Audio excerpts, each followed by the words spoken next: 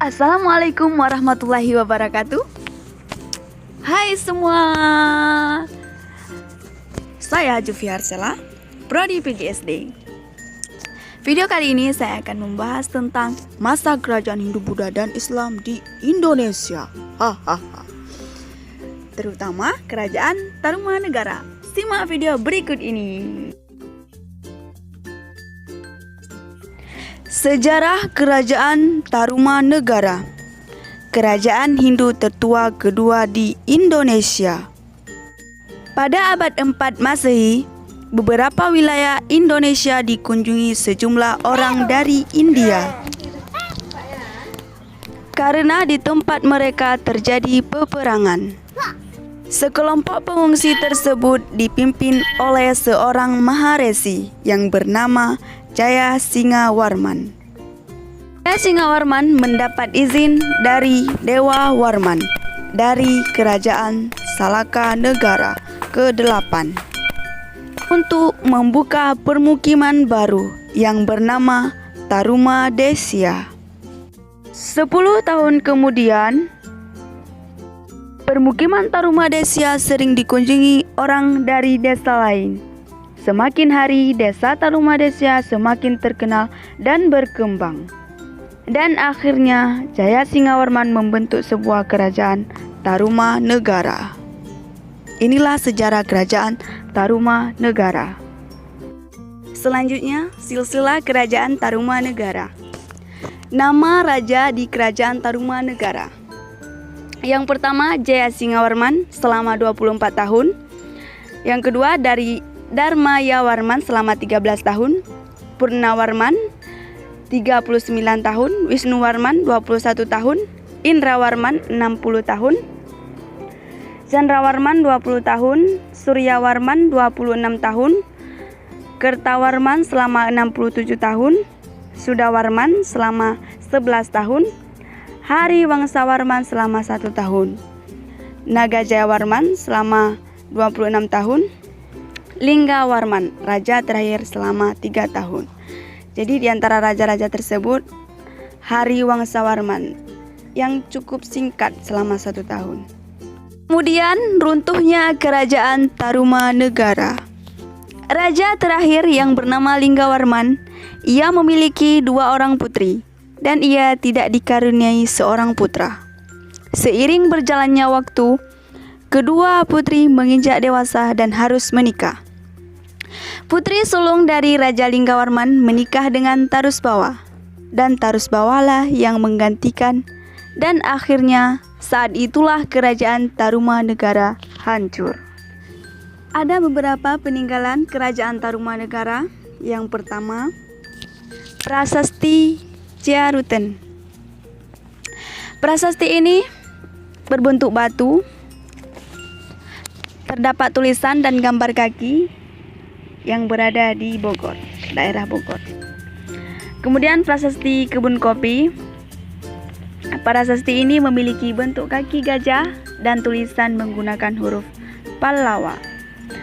Yang ketiga, prasasti Tugu memiliki 5 garis dan tulisan menggunakan aksara. Dan yang keempat, prasasti Jambu. Dalam prasasti ini terdapat deskripsi puisi 2 baris dan bahasa Sanskerta. Yang kelima, Muara Cianten. Prasasti ini menggunakan tulisan aksara ikal, sehingga tidak ada yang bisa membaca kecuali pada masa kerajaan. Yang keenam, Cidanghiang. Prasasti Cidanghiang menggunakan huruf Pallawa dan bahasa Sanskerta. Yang ketujuh, Prasasti Awi. Prasasti ini menggunakan aksara keriting. Ada patung, ranting, daun, buah, dan telapak kaki. Inilah beberapa peninggalan kerajaan Tarumanegara. Selama berdirinya kerajaan Tarumanegara, ternyata ada salah seorang raja dari ke-12 raja Tarumanegara yang berhasil membuat hati rakyatnya terkesima dan ia diberi julukan Panji Segala Raja. Inilah kisah Raja Purnawarman. Raja Purnawarman mulai memerintah di Kerajaan Tarumanegara pada tahun 395 Masehi.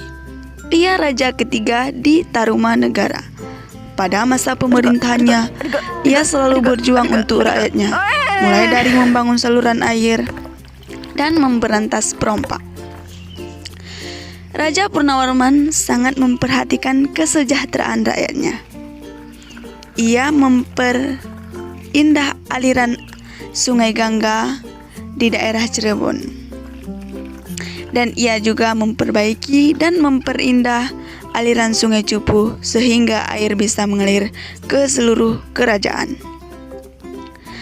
Para petani senang karena ladang mereka mendapat air sehingga menjadi subur dan ladang mereka tidak kekeringan pada musim kemarau.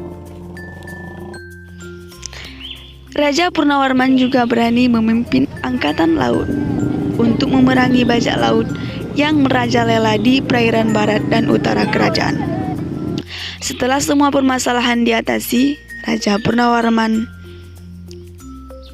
keadaan kerajaan Tarumanegara barulah aman dan sejahtera. Sebagai cinta rakyatnya kepada Raja Purnawarman, telapak kakinya diabadikan dalam bentuk prasasti yang dikenal Prasasti Ceriten.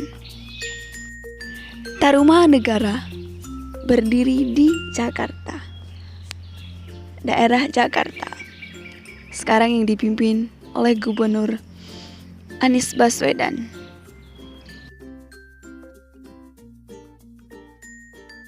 Mungkin hanya ini penjelasan di video kali ini. Kalau ada yang salah mohon maaf. Dan jangan lupa like, share, and subscribe. Saya akhiri. Assalamualaikum warahmatullahi wabarakatuh.